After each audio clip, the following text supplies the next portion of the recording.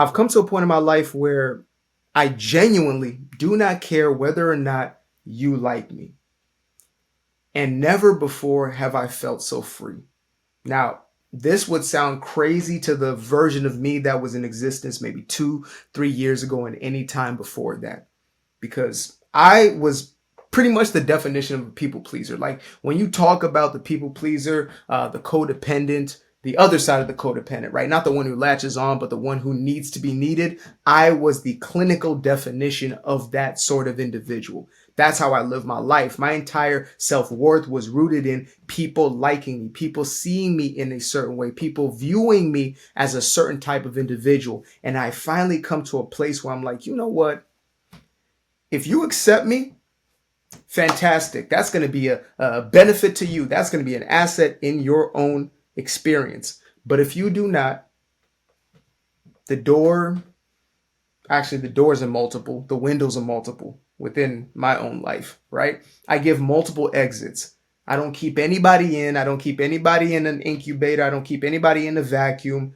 I give you space and room and an ability to leave in any which form that you please, because I now have come to the realization that you liking me does not define me in the same way me liking you does not define who you are and whether or not you're worthy. And so many of us were raised to believe that our worthiness is conditional, right? That we are only worthy when we show up in certain ways or when we come into certain circles and show ourselves in the way that they want us to show up. That's oftentimes how we get our sense of external validation, which is the only sort of validation that most of us have known for, I would say, majority of our lives, right? Maybe since we're like 2 or 3 years old, when we were just little rebels and, willing to do whatever and did not need your approval in order for us to be that T-Rex or to climb up that tree or whatever it was. Ever since then, we've been seeking that validation from everybody else, and we've forgotten ourselves in the process. We have neglected and abandoned ourselves completely. And so we have become these quote unquote nice people, right? We continue to live our life from this place of goodness or trying to be perceived as good. And when I say good, I'm not talking about moral. There's a huge distinction. Being moral is something that is black and white, I believe. But to be good can only be defined by somebody else. You and of yourself can only define goodness based off of how somebody else is perceiving you, right? If you view yourself as good, it's because you're seeing yourself in the eyes of somebody else. Somebody told you that the things that you're doing are good, therefore you say that you're good. But when you stop living for other people, when you stop living for the opinions of those around you, you stop defining yourself in such ways. And you simply start to recognize that you're worthy simply because you are. You are a child of the Most High. You are a child of the Creator of all of life. Therefore, your inheritance is everything that is within this life experience, period. Not because of what you do or not because of what you do not do. I don't care what anybody tells you out there. Right? They're going to whisper in your ear that you are not worthy, something is wrong with you, you need to be fixed, you are broken. And even me, I've been guilty of this, right? I've oftentimes, spoken of the healing journey, which I've now transformed into the wholeness journey. To say it's not a realization that I am broken and I need to be fixed, but it is a process of coming back to remembering that we've always been whole. It's like if you've got a wound, a physical wound, in order for you to heal, you must allow that wound to do what it's naturally going to do to come back to its natural state of being, which is wholeness. And that's the same experience that most of us are going through. It's not that you're cultivating worthiness within you. It's not that you're cultivating a sense of personal power, but you are instead coming back to that place. That is your original state. That is your place of origin. That is the place in which you exist at all times, but you just simply forget. You ignore. Right? It's like peace. Peace is always within you. But if you are not willing to tap into that space, you will forget that peace even exists for your experience. And you'll be seeking peace in other things or other people. And this is what happens with niceness, right? And I believe niceness is a disguise that we use in order for us to gain the validation of others while we simultaneously neglect and abandon the most authentic version of ourselves. Now, I'm about to give a shameless plug. Why? Because I can. This is my video. This is my first published book titled Doing Me Guilt-Free, Breaking Free from People Pleasing and Unleashing Your True Personal Power. Most people would not define themselves as people pleasers. Well, I don't know about most people. A lot of people would not define themselves as people pleasers, and a lot of people are deceived. A lot of people are delusional, to be frank with you. Most of us are not willing to accept that we are indeed living our lives for the perception of others. We believe that we're quote unquote real and we're keeping it real. But in truth, there is somebody or a couple of somebodies or a whole lot of somebodies that we are living to please, that we're living in this masquerade or this mask for, right?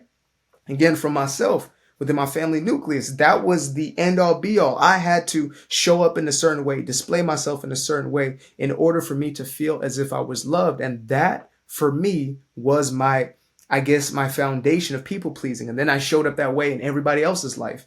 And for me, I also showed up as the doer, right? I had to be of utility. I had to be of use value for those around me in order for me to be good enough for those relationships. I couldn't just show up as me, right? Little me, who am I? I'm nobody until I do something for you, right? Even in creating content like this or having these sort of conversation and dialogues with you guys, in the beginning, I used to do it from a spirit of sort of, needing you to be transformed in order for me to know that I'm good enough. I'll be very, very real with you guys. And I finally come to a place in my life where I say, you know what? Whether or not you change is not my prerogative. That's not my business at all. Whether or not you change is up to you.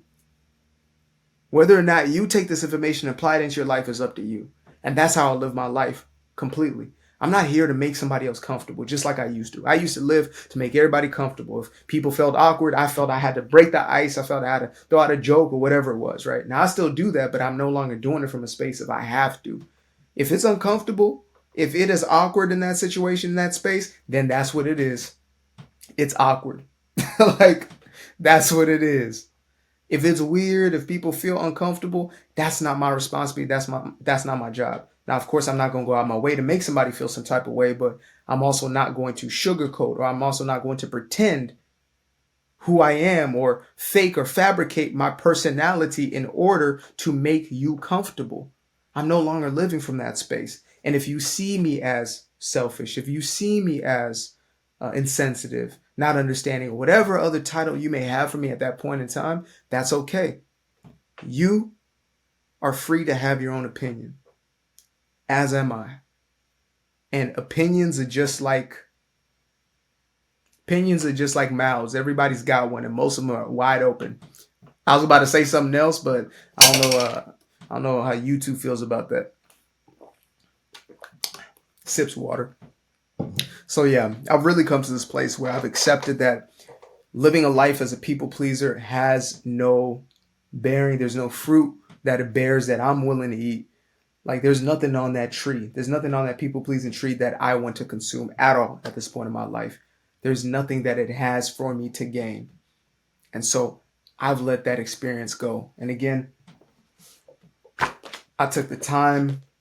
I poured my entire self in. More than anything else, I gave my entire life to this, my first published book, Doing Me Guilt-Free, where I go completely in depth about first what it looked like to be in that space of people pleasing, and then how I actually broke out. What are the mentalities? What are these belief systems that we have, that we hold on to, that keep us in this space of indoctrination, believing we consistently have to be this other thing for everybody, while neglecting ourselves in that very same process. That's what I created in here. This was the book that the 7-year-old me needed in order for me not to wake up at 27 saying to myself, where has my life gone? Where have I gone? Where am I in this? Right? And so, yeah, I want to share this with you. Now, this is what I call the note takers version, but I will leave a link for the paperback version within the description below. I will also link the course that is connected to this. Now, again, this right here, if you just took this and applied it, your life has changed. But for most people, they need a guide step by step. And that's why I created the full blown out course by the same name, Doing Me Guilt-Free, breaking free from people pleasing and unleashing your true personal power. So I'm going to make sure that the book and the course are linked below. So make sure to tap in with that, to tap in with yourself, right? Start being real with yourself. Like, whether you get one of these or not, whether you enroll into the course or not, all I care about at the end of the day is telling the truth on my side and my desire for you is that it shifts something in you and you begin to take those steps towards transformation. You begin to apply this in a very real way. You begin to start living not for the approval of other people, but instead from an authentic place where you are guided by spirit as opposed to guided by the voices of others. Fear of loss, fear of abandonment, fear of not being loved by those closest to you. That's what I desire for you. But whether or not you're going to take those steps, well, that's up to you and you. All right. Love you guys so much. I appreciate you. Peace.